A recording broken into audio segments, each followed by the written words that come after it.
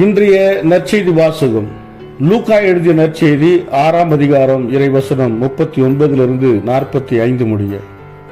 மேலும் இயேசு அவர்களுக்கு ஊமையாக கூறியது, பார்வையற்ற ஒருவர் பார்வையற்ற வேறு ஒருவருக்கு வழிகாட்ட இயலுமா? இருவரும் குழியில் விழுவார் அல்லவா? சீடர் குருவை விட மேலானவர் அல்ல, ஆனால் தேர்ச்சி பெற்ற எவரும் தம் குருவை போலிருப்பர்.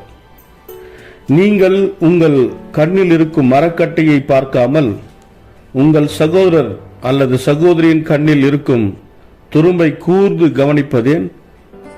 உங்கள் கண்ணில் இருக்கும் மரக்கட்டையை நீங்கள் பார்க்காமல் இருந்து கொண்டு உங்கள் சகோதரர் அல்லது சகோதரியிடம் உன் கண்ணில் இருக்கும் துரும்பை எடுக்கட்டுமா என்று எப்படி கேட்க முடியும்?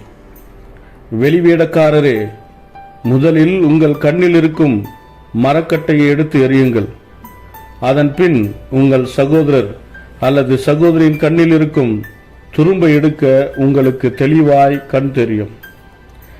கெட்ட கனி தரும் நல்ல மரமும் இல்லை, நல்ல கனி தரும் கெட்ட மரமும் இல்லை.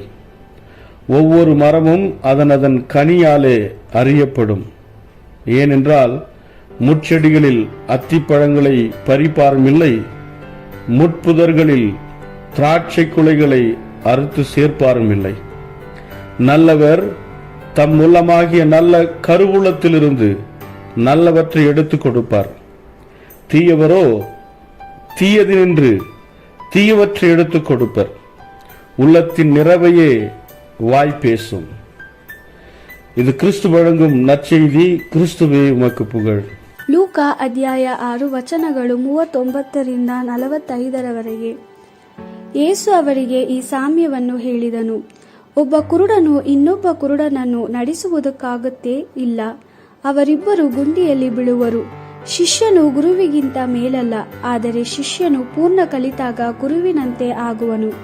ನಿನ್ನ ಕಣ್ಣಿನಲ್ಲಿರುವ ತೊಳೆಯನ್ನು ನೋಡದೆ ನಿನ್ನ ಸಹೋದರನ ಕಣ್ಣಿನಲ್ಲಿರುವ ಅಣುವನ್ನು ನೀನು ಗಮನಿಸುವುದೇಕೆ? ನೀನು ಅವನಿಗೆ, ಸಹೋದರನೇ, ನಿನ್ನ ಕಣ್ಣಿನಲ್ಲಿರುವ ಅಣುವನ್ನು ತೆಗೆಯುತ್ತೇನೆ ಎಂದು ನೀನು ಹೇಗೆ ಹೇಳಬಲ್ಲೆ? ನಿನ್ನ ಸ್ವಂತ ಕಣ್ಣಿನಲ್ಲಿರುವ ತೊಳೆಯೇ ನಿನಗೆ ಕಾಣಿಸದು. ನೀನು ಕಪಟಿ, ಮೊದಲು ನಿನ್ನ ಕಣ್ಣಿನಲ್ಲಿರುವ ತೊಳೆಯನ್ನು ತೆಗೆದುಹಾಕು, ಆಗ ನಿನ್ನ ಸಹೋದರನ ಕಣ್ಣಿನಲ್ಲಿರುವ ಅಣುವನ್ನು ತೆಗೆಯಲು ನಿನಗೆ ಸ್ಪಷ್ಟವಾಗಿ ಕಾಣಿಸುವುದು. ಒಳ್ಳೆಯ ಮರವು ಕೆಟ್ಟ ಫಲವನ್ನು ಕೊಡುವುದಿಲ್ಲ, ಅದೇ ರೀತಿಯಲ್ಲಿ ಕೆಟ್ಟ ಮರವು ಒಳ್ಳೆಯ ಫಲವನ್ನು ಕೊಡುವುದಿಲ್ಲ. ಪ್ರತಿಯೊಂದು ಮರವು ಅದರ ಫಲದಿಂದಲೇ ಗುರುತಿಸಲಾಗುವುದು. ಜನರು ಮುಳ್ಳು ಗಿಡಗಳಲ್ಲಿ ಅಂಜೂರದ ಹಣ್ಣುಗಳನ್ನಾಗಲಿ ಪೊದೆಗಳಲ್ಲಿ ದ್ರಾಕ್ಷಿ ಹಣ್ಣುಗಳನ್ನಾಗಲಿ ಪಡೆಯುವುದಿಲ್ಲ.